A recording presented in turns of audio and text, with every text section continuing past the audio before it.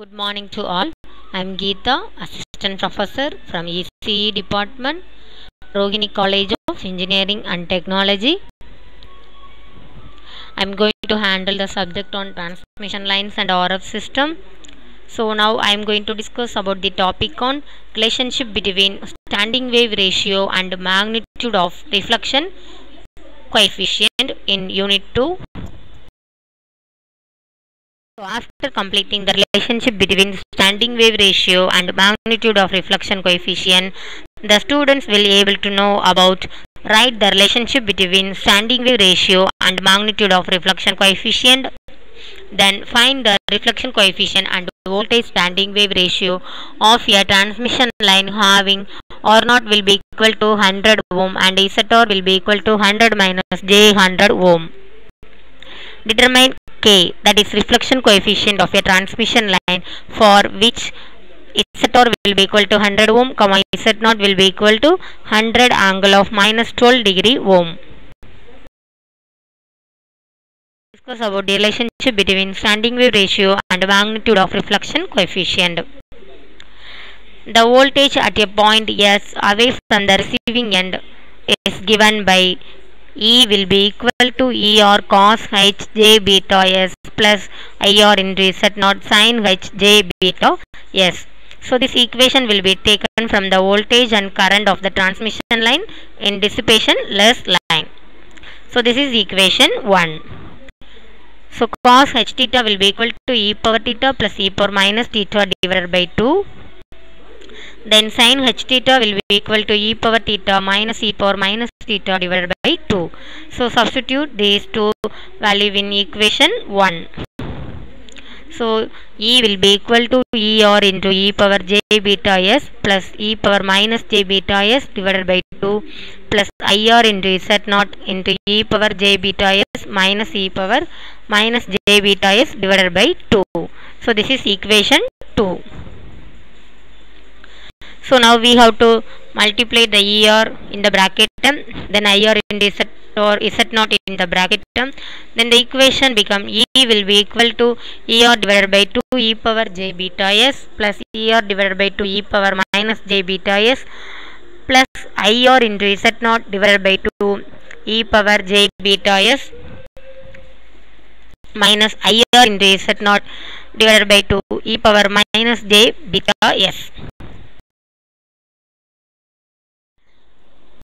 Then now we have to separate the e power plus term and the e power minus term. Then the equation E will be equal to e power j beta s divided by 2 into e power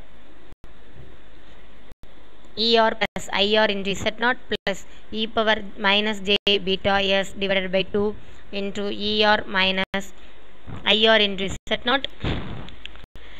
Then ER will be equal to IR into Z0. So based on the Ohm's law, so now we have to substitute the ER value in the above equation.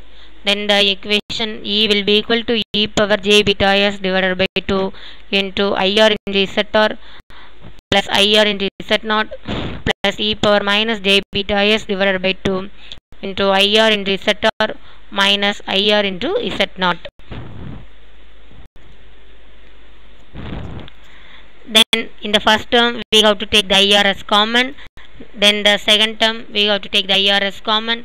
Then the equation E will be equal to IR e power j beta s divided by 2 into ZR plus Z0 plus IR e power minus j beta s divided by 2 into ZR minus Z0. Then we have to take the IR e power j beta s divided by 2 as common. Then the equation become E will be equal to IR e power j beta s divided by 2 into ZR plus Z0 plus e power minus j beta s divided by e power j beta s into ZR minus Z0.